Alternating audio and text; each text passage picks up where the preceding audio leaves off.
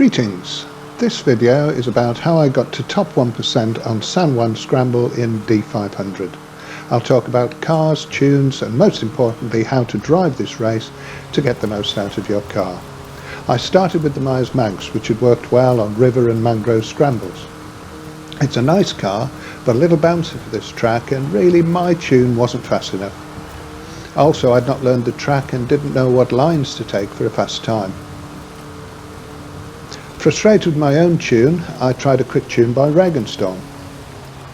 Although more stable and less bouncy, Regenstorm's tune still wasn't fast enough, at least not with me driving.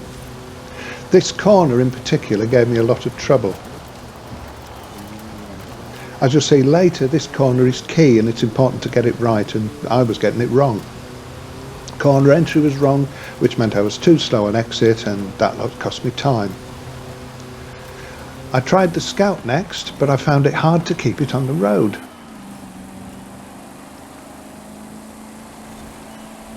I'd still not properly learned the track and I was getting the tarmac sections wrong. Very wrong. I tried the Gremlin, which was great on the dirt, but quite slow on the tarmac. I tried several tunes for the Gremlin. I don't know if it's because of the new Hot Wheels physics model, but it seemed to lose a lot of speed in turns. Nice car, but not for me. I really needed something that was fast on both tarmac and the road, and the dirt rather.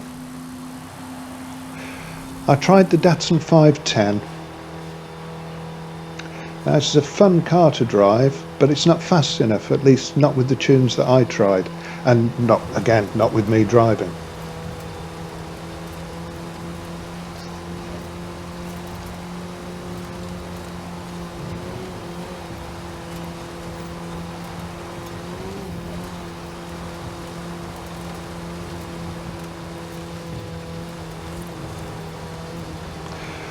The Mini 65 was great fun, but too loose. At least it was too loose for this track, I felt. And that awkward corner gave me even more trouble in the Mini, but maybe I should have persevered with it, don't know. I tried the F100 because people had recommended it, but it was just too slow, at least with me driving. On the plus side, my driving was improving. In particular, I learned how to take the exit from the dirt onto the road. The Golf GTI was next. It was brilliant on the dirt, but hopeless on the tarmac, and it also hated hills and lost a lot of speed. Although, to be fair, that could have been my line. I didn't try it for very long.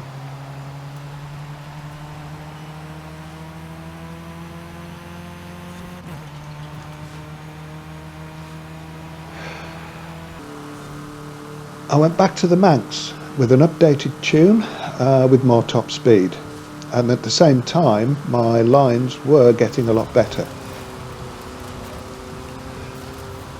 Top speed didn't really help because on this track I never reached it. And it was still a bit too bouncy and unstable.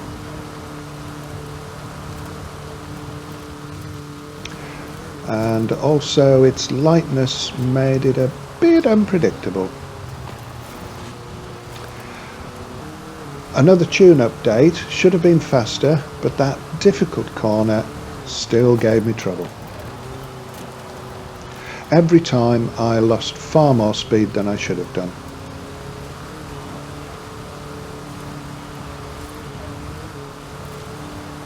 But I finally mastered the last corner onto the road, so there's that. The Super Duty was brilliant in a straight line, but I really couldn't get it to go quickly around corners. I gave up on it after just one lap.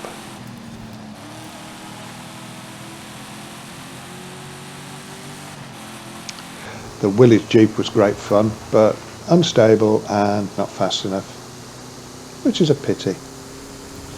I really wanted it to do well.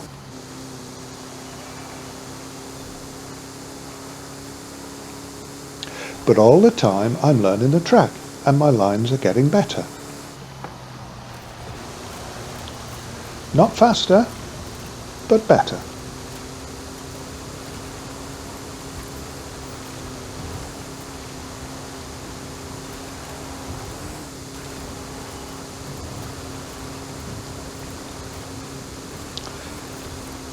But in the end, I never really felt in full control of the Willys. And that horrible corner was still too slow.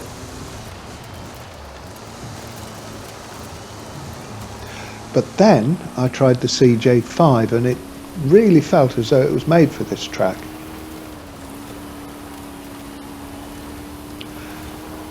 Lines that I've practiced became much easier to execute, although I still wasn't going fast enough.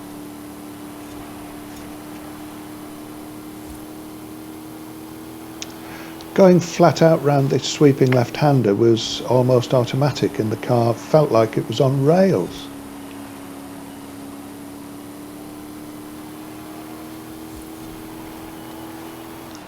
But then I got a top 1% lap. Great, but I didn't record it. Oh no. For the rest of the video, that top 1% lap is the ghost I'm chasing. Completely by accident, I'd run an almost perfect lap. Every corner but the first was just right. So while I could easily overtake the ghost on the first corner, a single mistake and the ghost was in front again. So when I tried to beat my own ghost, I needed every single corner to be just right. Usually I'd be ahead all the way until that horrible corner, and then my rival would overtake me. I had no idea what line to take. I tried everything I could think of over the course of about 30 laps and I was getting nowhere. Here he comes.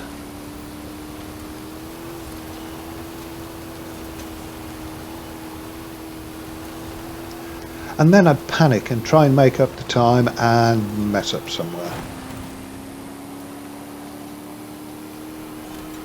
It was extremely frustrating and I was almost ready to throw in the towel. But I knew the car could do it. I mean, just look how it goes round here.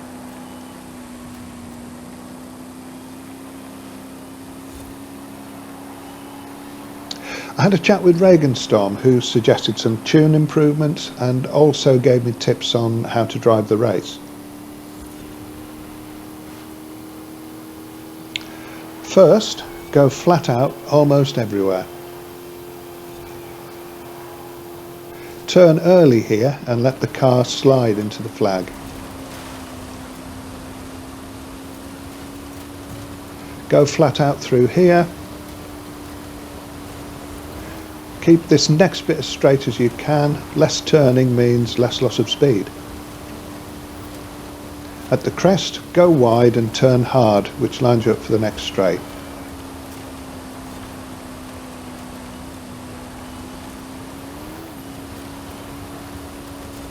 Ease off the gas and coast round the corner, and don't be afraid to use all the road.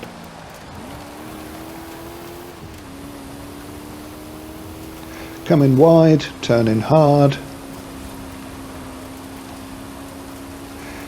Here, turn earlier than you'd think and let the car slide slightly to make the checkpoint.